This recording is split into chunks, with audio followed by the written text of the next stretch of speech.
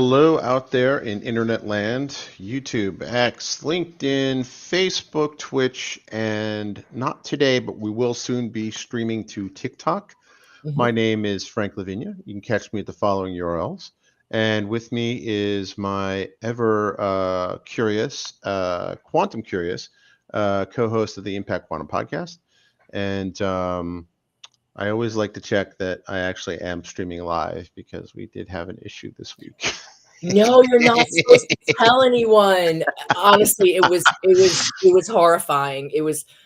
We felt so terrible. We did like a killer podcast with the men, and we did it talking about quantum biology, which I geek out on like all the time. Right.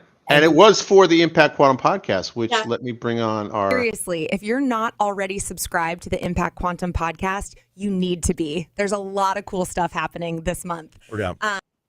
So there you go. I couldn't have said it better myself. There you go.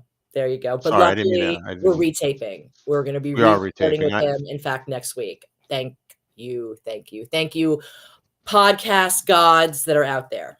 Thank you. And I am also going to probably send him like an Amazon gift card or something, because that was just an epic fail on my part mostly. But we're human. We're human. I was jet lagged. I've already talked, I think, about my on a stream about my unfortunate water heater incident. So I went to San Francisco. So I cleaned up my basement, set the plumber up. My wife and I set the plumber up, and then I had to fly out to the West Coast to go to Ignite. Which here's my badge. So I'm gonna hang that out at my your badge, your badge wall, right? There you go. Wall. Yeah. So I have the future and the past there, right? I have badge wall, Windows XP, and my DGX Spark box, because why not, right?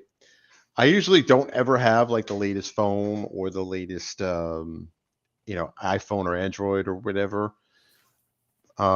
But this time I am one of the cool kids with the coolest device. Oh, that's so awesome. Why not? It always feels good to be the cool kid. It does. I don't get to feel it very often, but it is there. So, it was an interesting conference. It's my first Microsoft conference since leaving Microsoft.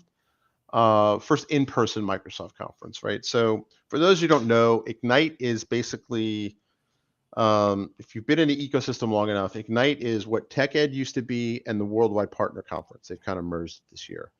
And the Worldwide Partner Conference is, well, as the name implies, Microsoft has a lot of partners. For every, the statistic used to be for every $1 Microsoft makes, their partners make $7 or $8.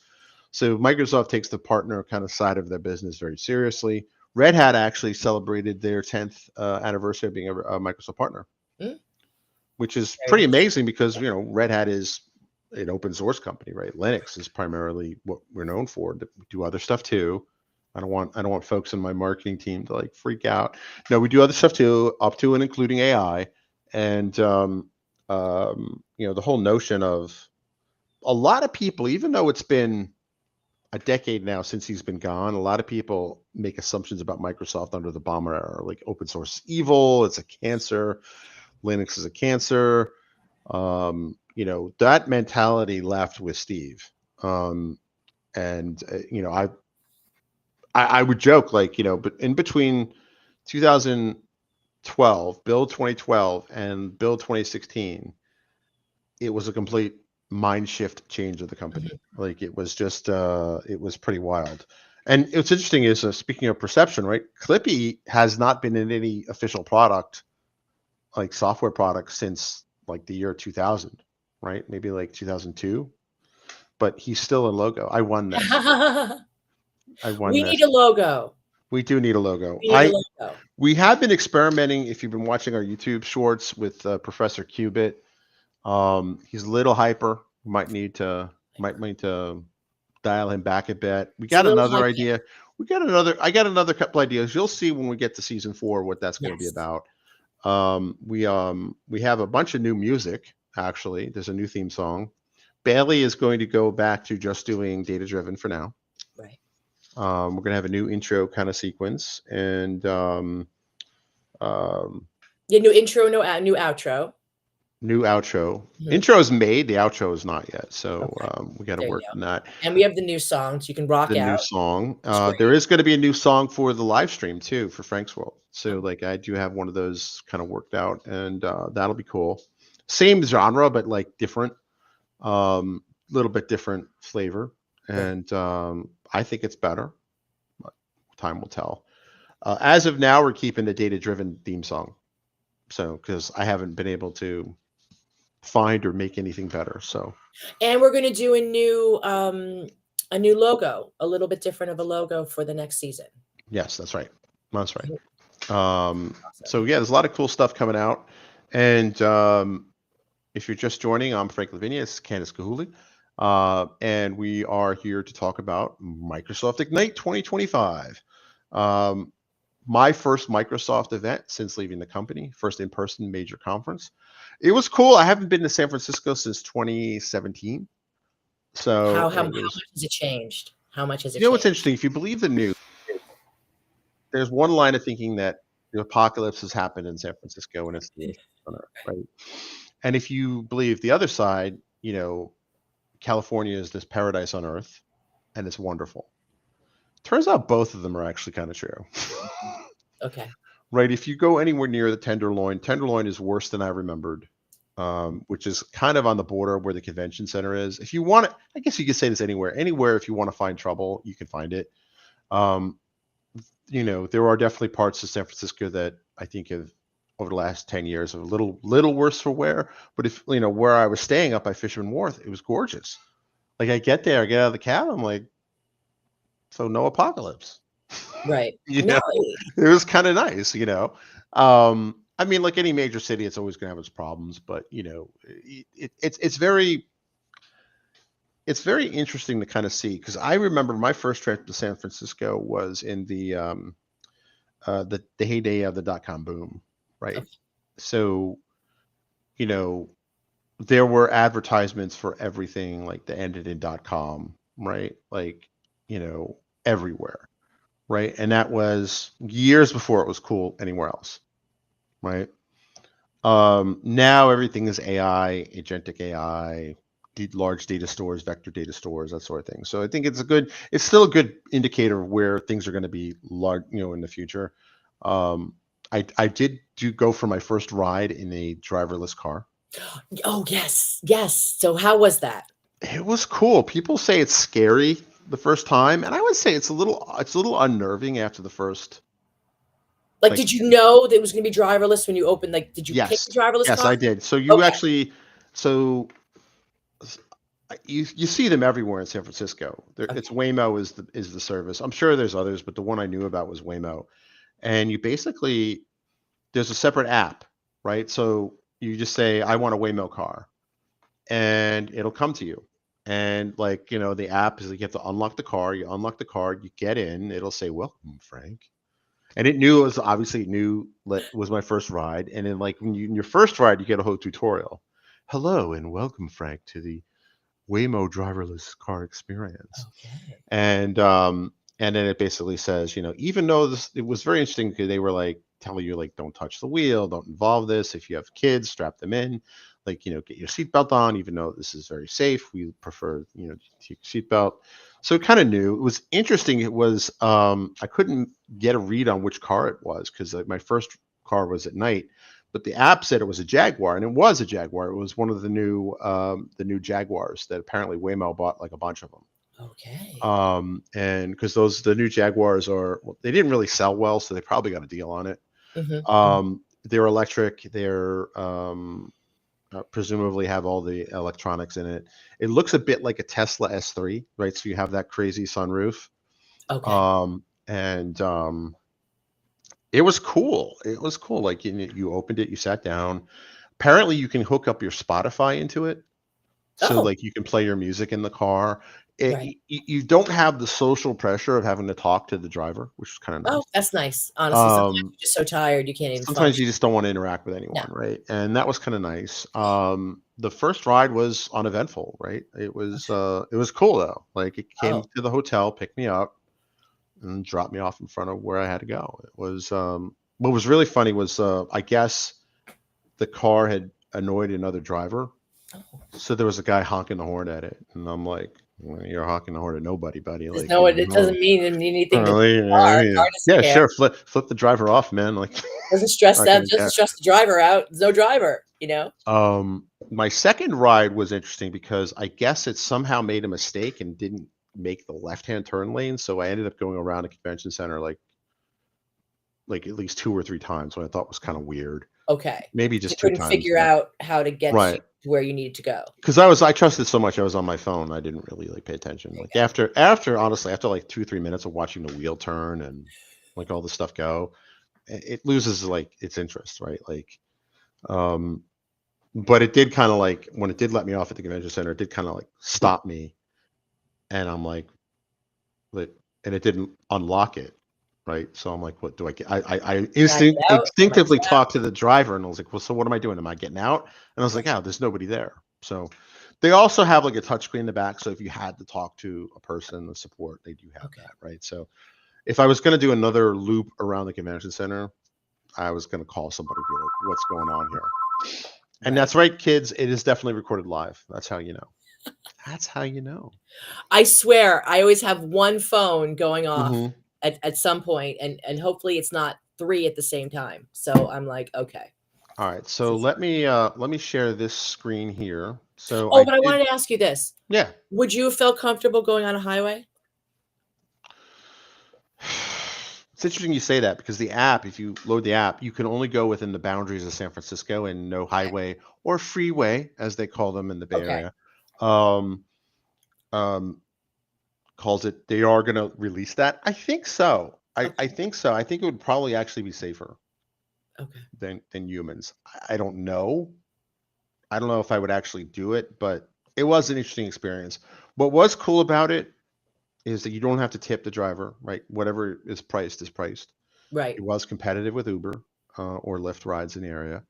I do think, though, it is interesting because whenever they have these testing scenarios, they're either in San Francisco, Phoenix, and maybe San Diego.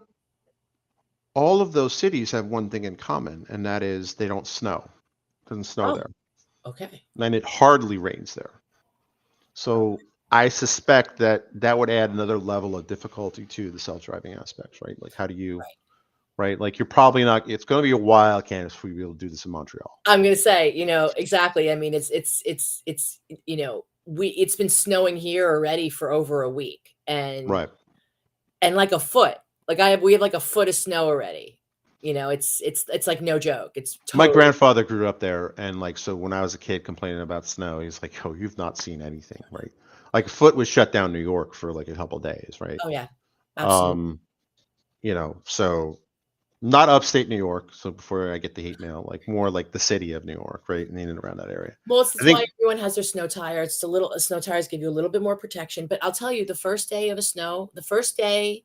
when it snows for the winter, just stay off the road. Just everybody forgets how to drive. Like I always wondered that. Yeah. It's weird. Fascinating. People forget that you've got to start stopping a lot earlier before you get to the stop sign. Because when you're at the stop sign, you're going to skid because everyone's grinding to a stop. So there were like a record amount of car accidents on the first day. And I'm like, this is so stupid. Like we know how to drive in this kind of weather, but people seem to forget the first day. So first day of snowstorm, just don't drive. Let them get out there and get all the salt down. Right. So now, and then everyone by now has their tires changed. I had my tires changed this week. It's like a very big deal. Are you required by law to do that? Yes. That's what I thought. You are required. But I'll tell you, but what's interesting is that you're required by law in Quebec, but you're not required by law in Ontario. Oh, interesting.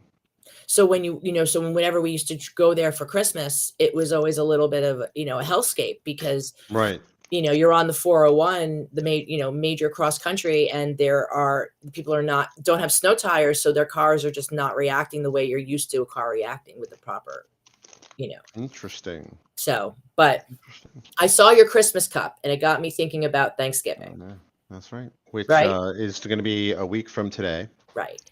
I can't believe this year has flown by. like in so many ways. This month has flown by. I'm like, this week has been like a second. I swear, like it's been really, really fast, right? Like, but yeah, Thanksgiving is coming. Honestly, one of my favorite holidays, probably my favorite, with all honesty. it is the coolest, like, because things kind of people already have their Christmas lights up around here and stuff like that. And as I was walking through SFO, like they have like this whole area gated off with all their decorations. That's Like, right. so they were building it, they were putting it together. So, I mean, it's kind of cool. I like this time of year. It's fun. Two of my kids have birthdays in December, so it's going to be a wild, wild ride. So Thanksgiving, since I've been a dad, has always been like the last kind of, moment I can kind of breathe Before the before chaos starts, before the right? madness, the carnival of madness. Although now that I have 3 kids, Carnival of Madness is a year-round activity, right? Really. When they Um, outnumber you, it's yeah, exponentially harder. it It's gets wild pretty quick. Yeah, you know, absolutely. Well, as you know, I just celebrated my daughter's 18th birthday. Uh, congratulations. thank you. And I don't know how that happened. Like I don't know how that. I mean, how did 18 years like that, right? And I can't handle that. So, but It's wild, man. Like, I don't know. Like, my oldest is going to be, he's 16 now, or will be 16 very soon. So kind of like it's strange, man. It's an experience. So so before we go through my little short videos on I want to ask um you about the robots. I want you to talk about the robots. yeah, so what was fascinating was the absence of a lot of quantum computer information. I was really blown away by that. Now, here's kind of the thing, right? The Tech Ed conference. So in the olden times, when I first got into the Microsoft community, right, you had something called PDC, Professional Developers Conference, and that used to happen only when they had something to say. Typically, it meant that a new version of Windows was on its way, right? And they wanted to get the developer ecosystem kind of geared up to that. Now, what has happened, and then there was Tech Ed, right? So Yeah. you had PDC, Professional Developers Conference. That was basically you're building software for Windows on Windows, right? And again, this is pre-Azure timeframe, Okay. right? So like, Yeah. This was pre-Azure. I used to sell to um, Tech Ed when I was at Manning. yeah, and then Tech Ed. I think that's where I actually first met you was at the Manning booth. Mhm. Um, so Tech Ed was for the enterprise kind of people who work in tech conference, right? I want to go and I want to attend sessions on how do I implement Active Directory, or how do I write tablet PC applications, right? Which actually that was one of my first talks, and was my second big conference talk ever was at Tech Ed. The first one was at Mobile and Embedded Developer Conference, which no longer exists. And then there was the third conference, which was the Worldwide Partner Conference, WWPC. And so they've rebranded it since then, right? So around 2012, the PDC was no more. It was renamed to Build. Right. And that was the developer conference. And they've had those pretty much every year, because there's something going on, whether it's in Azure, there's something going on every year, right? And it's not just about releases of Windows anymore, right? Which I think their alone tells a pretty big story, but that's a rant for another day. And then they renamed the partner conference to Inspire. Mm-hmm. Tech Ed got renamed to Ignite.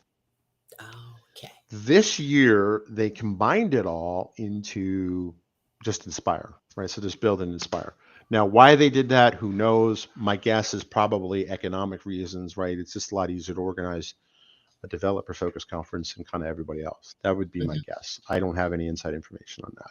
So if I didn't go to Build this year, right? But I would imagine that if there was going to be any quantum stuff, it would be announced there. In fact, they did have some major onstage announcements this year from Build, right? The topological qubit stuff did come out there. Okay. Now, I didn't watch any of the sessions. This was only a hall pass badge, right? But which may sound terrible, but because I had that little H there, I was able to skip the main attendee line and kind of go straight to the booth. Okay. So I spent virtually all my time on the expo floor, right? So I didn't see any sessions, I didn't see any keynotes because I can always watch those later, right? This was, I was on the floor meeting customers, talking to customers, that sort of thing, and also going around and exploring the booths. So this is where I had anticipated to see anything related to quantum. I didn't. I found that surprising. What I did find rather enlightening was that there was a lot of robotic stuff there, which I thought, that's interesting. But also a lot of references to running Azure locally, a lot of references to sovereign cloud, right? Or data sovereignty. Because I think that's just the reality of, how the cloud has evolved and balkanized. Is that the right word?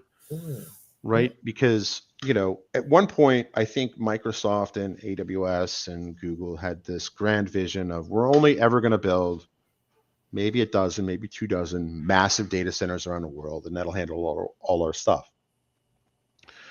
And that the cloud is this mystical kind of third space that does not apply to any laws or whatever.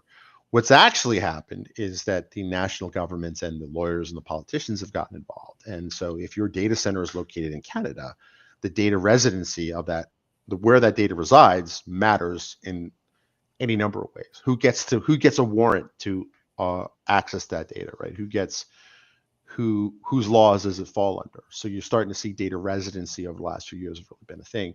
And so much so that not Canada, the US, the G7 are going to have a footprint, right, in terms of all these hyperscalers.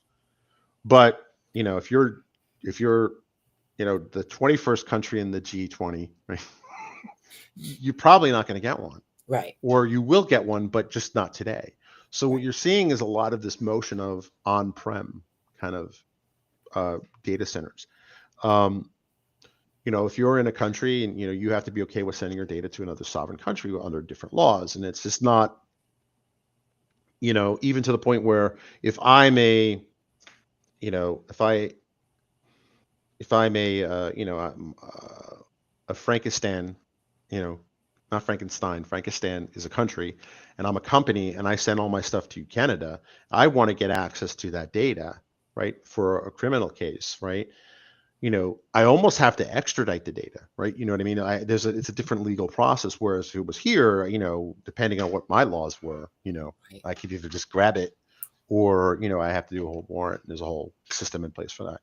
So you don't really have, so you're seeing a lot more of that. And, there were even, a couple of products there saying that you could run Azure locally, right? Which is an interesting thing. There always has been some way to run Azure locally. It just has never been cost effective. Oh, okay. Right. There was something called Azure Stack Edge, which, given that I worked at the Microsoft MTC in DC, right, it was typically a military thing where you can kind of put these on, under the ocean, on the ocean, right, or in areas where you're going to have signal jamming, right? So you still had access to these cloud services. So you're seeing an evolution here. But anyway, one of the things that blew me away was the presence of robots. You hear that? I don't know. Is that? No, it's great. I think it's so cool. Or is it just like when I play the video, do you hear it? Yes, I do hear it. It's actually kind of loud. So this was not that far from the Red Hat booth. So robots.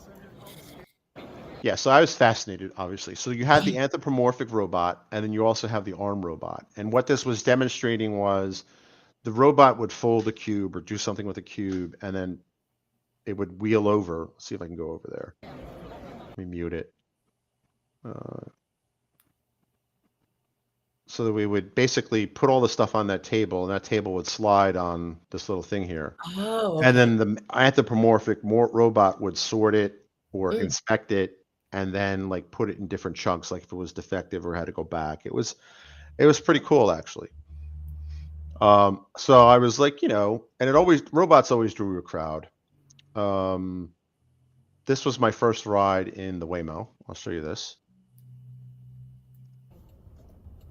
Oh, wow. check on riders, improve our So you'll hear her product, and more. giving like the privacy Our thing of like, microphones are only on when you're connected to rider support. So sing your heart out. I We think can't that's hear so you. yeah. You can also use the app or passenger screen to speak to a rider support agent. I really You see kind of the wheel kind of doing that. It's Yeah, it's really. Please It's keep wild. your seatbelt fastened and remain in the car. Well, did you see on the news? They just recently were showing robots in Rider Russia. support will connect with you. Oh, I want to show you this. So you see that little Oh yeah, what's that? that's the internal camera, but that's the thermal. You can't see that with your eye, and you could try this at home, kids, with if you have a remote control. So if I were to do this with a remote control, it might work here. You see how you see that? Mhm. The cameras pick it up. I don't. You don't. All remotes will do that. All infrared remotes that I've seen do that. So that's basically if you're ever anywhere and you want to see if there's an infrared camera, just pull out your phone and look around. So I was like, I saw that, and that's basically the infrared camera they have on. Okay. So Very- yeah, it was very cool. And then that was my first ride. And then the second ride was the next day. And this was in daylight. This is when I actually All saw. right, so this is my second. It's in daylight, so hopefully you can see. So you can see more of what's going on. And, I mean, same thing. You get the screen shows kind of what the car sees on the road. So if you had 3 passengers, could somebody sit in the front seat? Yeah. Okay.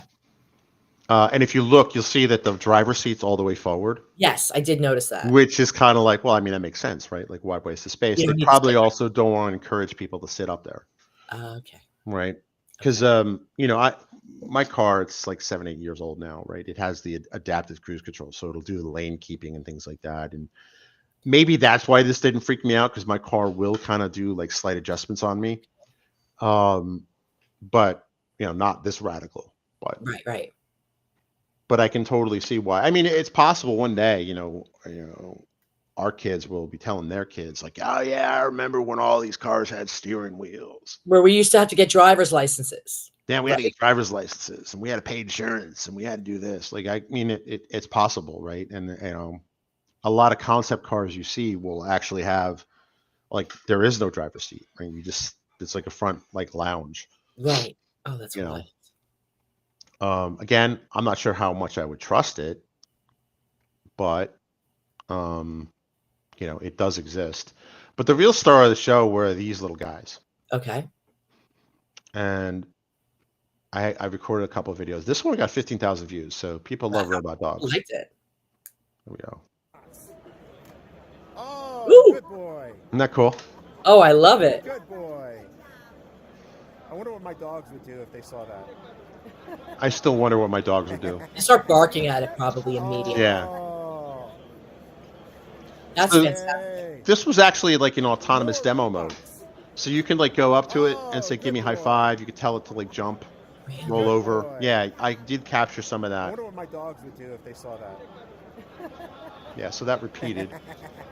Yeah, That's so, fantastic. and then here's another one where there's a longer video I have where it does this. So I bumped into Noelle Silver or Noelle Russell. Hmm. I don't want to see that lady right now. I want to, this one. Hi, can I get a high five? Oh, wow. That is amazing. You tell it to roll over, play dead. Maybe roll over or something. Oh, roll over. No, and it went over to her. And she's not a dog person, so that made it even funnier. No, but that's what's so interesting. I mean, that's why in Japan, robots are just all over the place in Japan. Yeah. And they have all these robots for the elderly.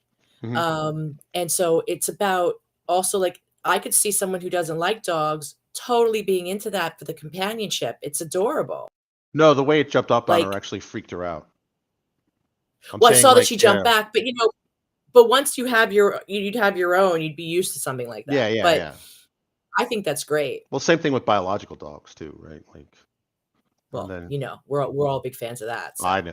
Oh, look how cute that is. I Another think that's one. really great. There's another Well, one. that's what I was saying on the news this week in Russia.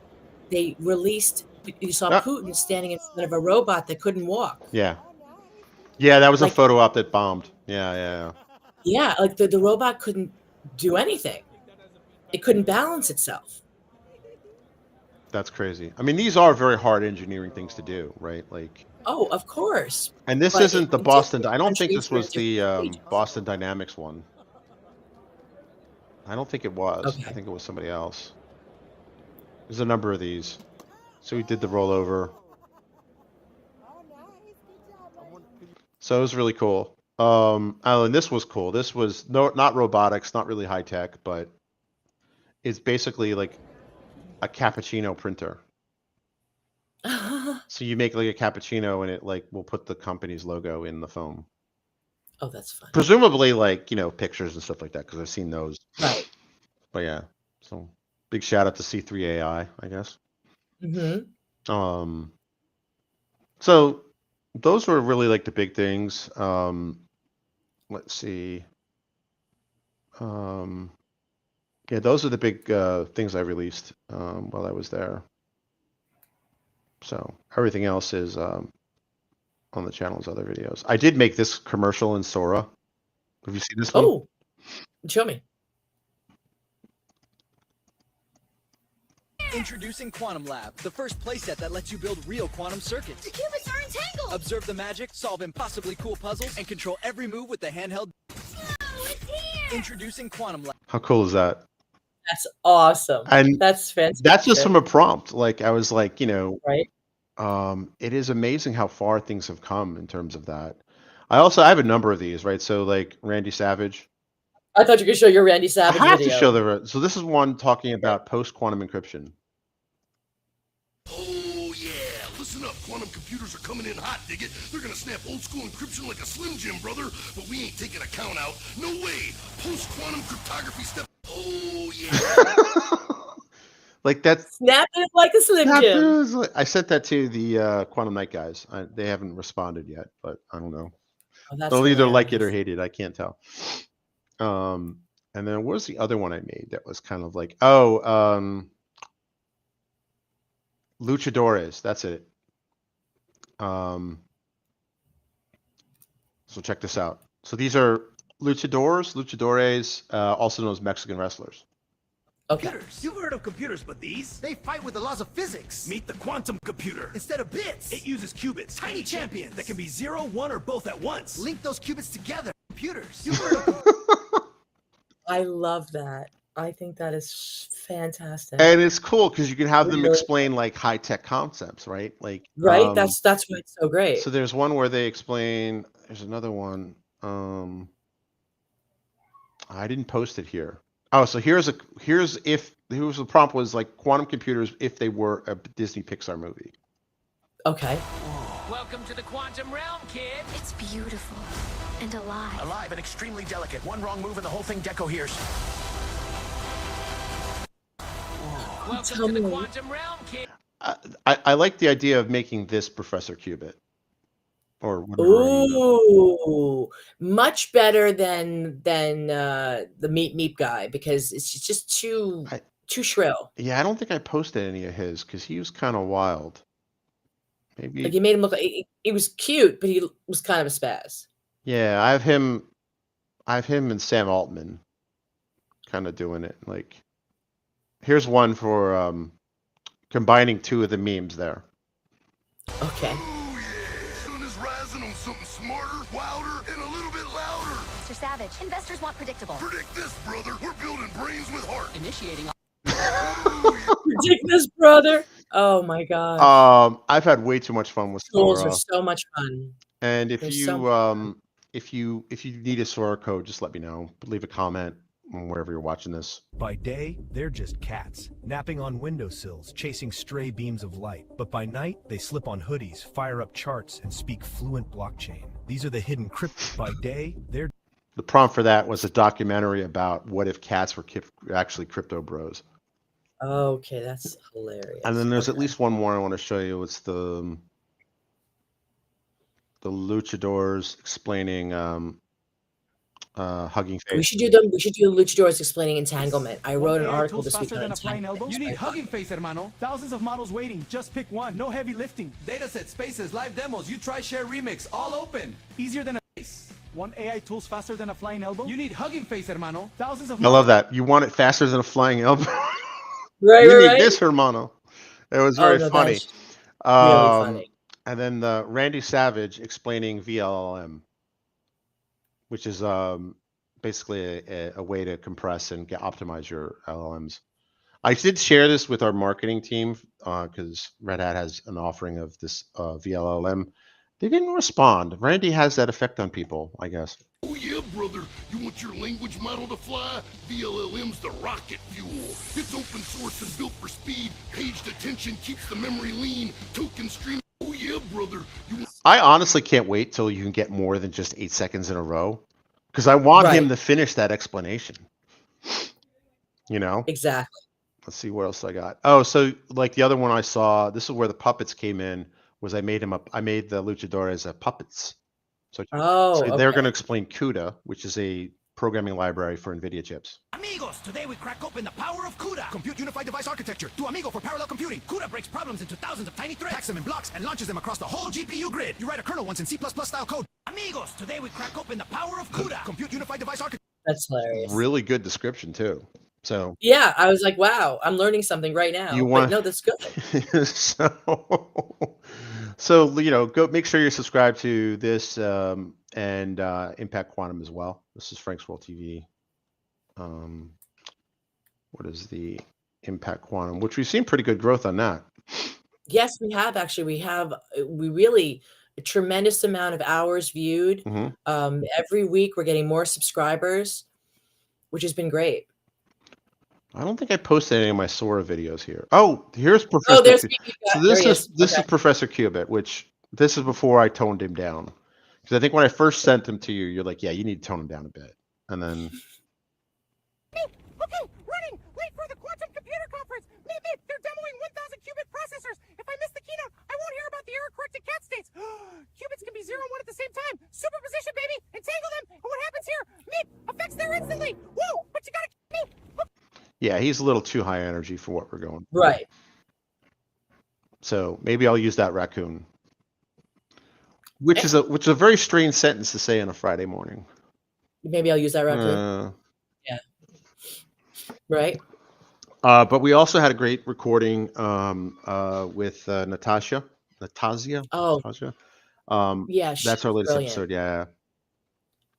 Just listening to her talk about quantum chemistry, how and she just got her PhD as well. Right. She just got her PhD. Congratulations again. That's a huge accomplishment. Yep. And, you know, just talking to her about how nature has been, you know, demonstrating quantum mechanics to us our whole lives. And we just weren't aware. And effectively, we're creatures of biology, which in itself is a creature of chemistry, which itself is a, that you can't get away from quantum physics. You may not understand it or experience it in an obvious way, but it's still there. Mm-hmm. Yeah. Mm-hmm.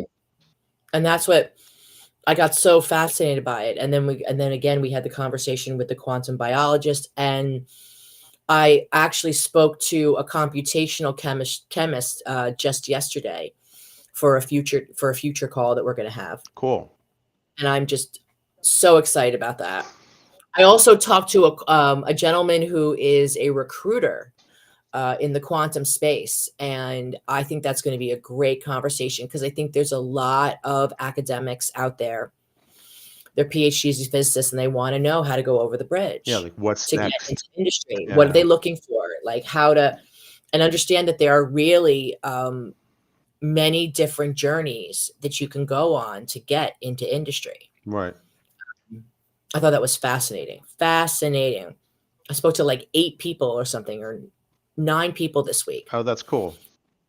I'm so excited. I have us totally booked like crazy for like the first 2 weeks of December, because then nobody wants to talk, the last 2 weeks, because that's like Christmas, New Year's. Everybody wants to be left alone. Right.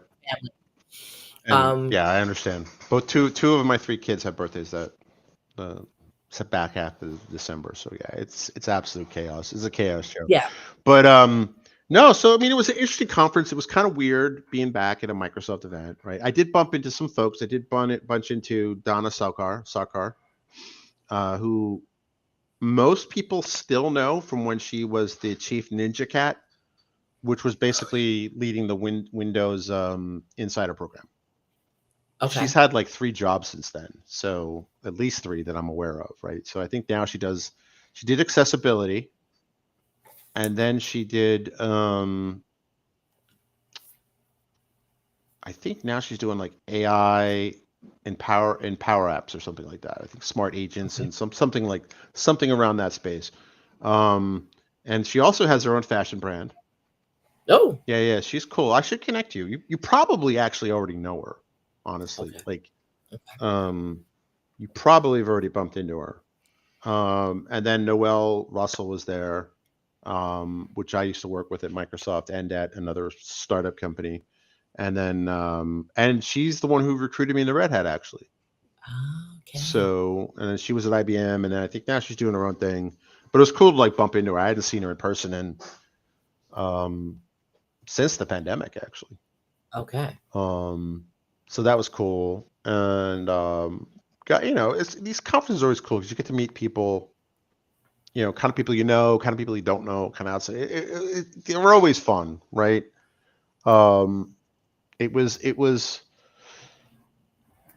different. It was an interesting experience in terms of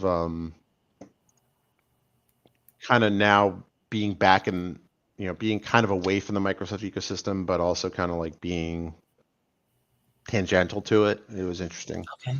I will look through like the session catalog and stuff like that and watch some of the streams. There's definitely things that were talked about that I was interested in, but it was fun. It's fun. That's good. I love conferences. Honestly, it's like an adrenaline rush. It really is. Yeah. There's people who really like it, and there's people that can't stand it at Right. all. But I'm definitely one of those people. Yeah, I love it too. It's a lot of I fun. love the energy, and I think that people get excited when they finally get to travel and then meet with other like-minded folks. Right. And that just revs everything. And it's always cool to go to another city and kind of see the vibe in that city, right? Like especially San Francisco and the Bay Area, right? Like it's for good or for ill, it's a different way of thinking, right? Like, Right. everything. I mean, it's one of those things where everything there is so digital, so avant-garde in the tech.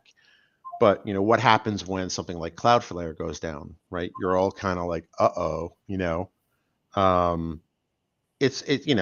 that happened while I was out there. Cloudflare, can't say it, man. Cloudflare did go down while I was out there. Okay. So I didn't notice anything because all I was doing was checking my email and working the booth. But apparently ChatGPT was down, couldn't get into it. Oh. A couple other things were down. Yeah. Okay. So it's been an interesting year on the internet where, these once in a lifetime events have happened now 3 times in the same year. Right. Between Yeah. US There's been some very big hacks. Yeah. That have definitely done something. Yeah. Well, I certainly No, it's hope people take that as a sign and start protecting themselves a little bit better. thinking about resilience. Yeah. In a more serious way. Well, with that in mind, we've been going on for about 45 minutes, and I'll probably will also release this as a podcast episode. So what else do we got cooking? Do you want to share with the folks for the Impact Quantum audience? Oh my goodness. Well, we've already told them we're gonna jazz up the pre and post roll, new songs. But honestly, like the people that I'm talking to, that we're going to be talking to, it's going to be incredible. Yeah. We're really diving deep into startups. Yep. And finding out why they're different, why people should know about them. And we're going to have a lot of co-founders, C-suite types, telling us about what problems they're trying to solve, what's exciting to them.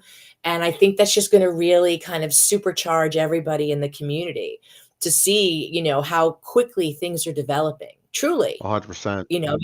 Look what's happened just in the past 2 years or so. I mean, even the past year, it's like there used to be one announcement. Now, what happened this week? You get 5 or 6 different announcements. 2 different countries from around the world are doing something that week, Mhm. right? People are just really excited about what quantum and also quantum and AI have to offer. Yeah, absolutely. And I think that's the next bridge. I think that people got comfortable with ChatGPT, they got comfortable with AI. It's in their parlance. So now by making it quantum plus AI plus quantum, it's going to kind of push the whole quantum sector forward. Absolutely. And just bring in a lot more people. Oh, and a big shout out to Prashant, sorry, who bumped into me. He's a local like AI MVP community guy here in DC, and he had this whole. He's like, yeah, he was asking about quantum stuff. He's like, you're always ahead of the curve. You're always ahead of the curve. So now you're talking about quantum. That's cool. So that was kind of cool. That's excellent. That's nice to hear. Yeah. That's really nice. I forgot.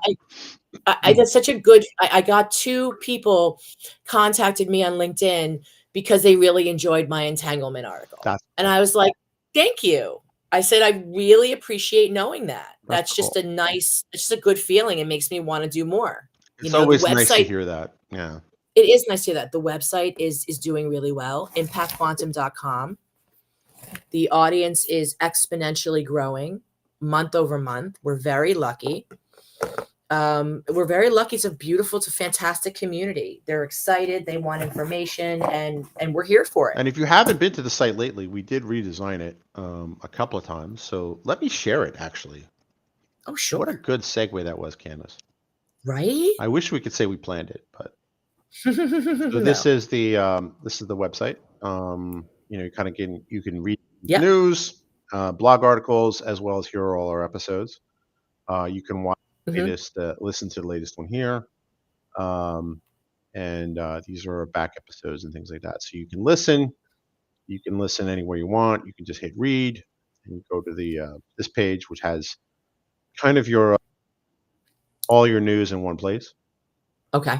So quantum.com/news. We have country reports. This famous thing. Which is exciting because the truth is, since we first did these, there's been some significant changes that have happened that I'm really looking forward to updating it so we get to see what it was and now what it's become. And if you want to be a guest on the show, you go to contact, guest booking, and there it is. Fantastic. You can schedule it. And I think we switched over to Calendly now. No. Yes. Oh, that one doesn't? No, that one doesn't. So we do need to fix that. Okay. And then you could join our mailing list if you click join. And that's all she wrote. That's great. That's great. We're announcing whenever we're having a new episode. Whenever we're talking to someone.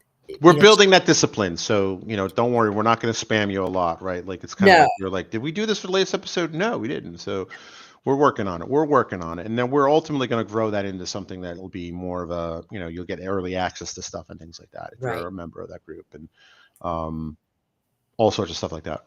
And December is going to be an amazing summary recap of that. I don't even know, 36, 37 episodes. Right. If we release this, I think it'll be 37. Nice. In season 3. So the truth is we want to go back to what happened. Some of our greatest episodes happened months ago. We want to make sure everybody knows about everything that we did this year because I think it's been really incredible. It's been a wild ride this year. Yeah. Very exciting. Really, really exciting. Awesome. So with that in mind, I'm going to play the outro graphic. But first, where do I still have it in the queue? Let's see. And like the lady says, if you're not already subscribed, you got to subscribe. Seriously, if you're not already subscribed to the Impact Quantum podcast, you need to be. There's a lot of cool stuff happening this month. Yeah. Couldn't have said it better myself, Candace. Nope. Couldn't have said it better.